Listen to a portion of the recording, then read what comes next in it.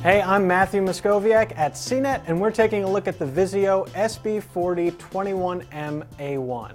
This is a budget soundbar that came out at the end of 2012 and is currently selling for $270.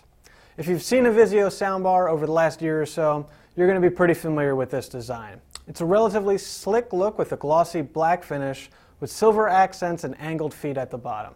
It's not quite as slim as some other soundbars I've seen, but it's still going to fit comfortably on a TV stand.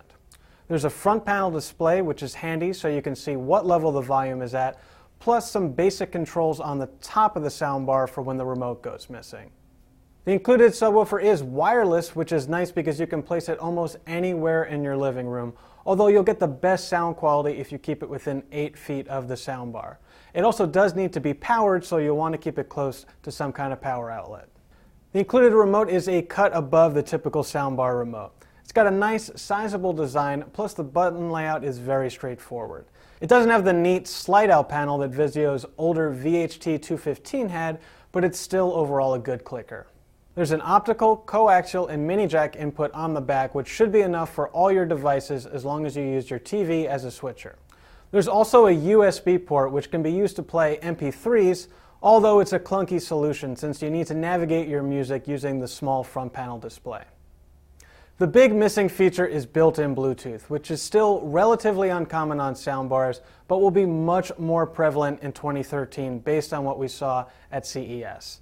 Built-in Bluetooth is quickly becoming a must-have feature for soundbars since it works with nearly any smartphone or tablet for wireless audio streaming, and it's not an easy feature to add to a soundbar with an adapter. Sound quality is good for the price, and the Vizio lets you adjust bass and treble to dial in the sound exactly how you like. Movies are its strong suit, and it can get plenty loud without distorting, even on dynamic action sequences. As you'd expect, it's not as good with music, and heavier rock can really reveal its limitations. The Vizio's big weakness is that the blend between the subwoofer and the soundbar isn't perfect, and when we compared it to our reference higher SBEV40 Slim, the higher really shined in that regard. However, that higher soundbar is currently discontinued, which puts the Vizio's performance in a better light, since it's one of the better performing options that's still available on the market. And that's really the main story with the Vizio. If you need a soundbar right now, this is a solid all-around choice with a good blend of design, features, and sound quality.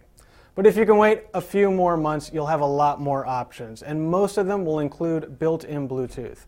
So it's worth the wait if you can. I'm Matthew Moscoviak, and this is the Vizio SB4021M-A-1.